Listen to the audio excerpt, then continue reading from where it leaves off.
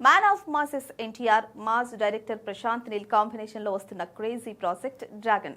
ఇప్పటికే ఈ cinema shooting శరవేగంగా దూసుకుపోతోంది. ఇటీవలే జార్జియాలో కీలక షెడ్యూల్ చిత్రీకరణ పూర్తి చేసుకుని తిరిగి వచ్చింది చిత్ర యూనిట్. కాగా ఈ సినిమాకు సంబంధించి తాజాగా ఒక ఎక్స్క్లూజివ్ అప్డేట్ బయటకొచ్చింది.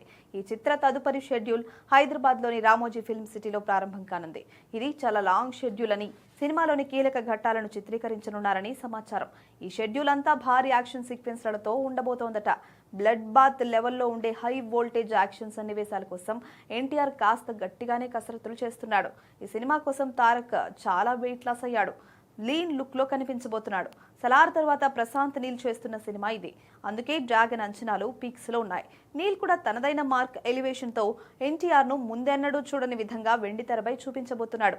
ఇప్పుడు ఈ యాక్షన్ ప్యాక్డ్ షెడ్యూల్ సినిమాకే హైలైట్ గా నిలుస్తుందని చిత్ర యూనిట్ ధీమాగా ఉంది. ఈ లాంగ్ షెడ్యూల్లో ఎన్టీఆర్ తో పాటు ఇతర ప్రధాన తారాగణం కూడా పాల్గొననుంది.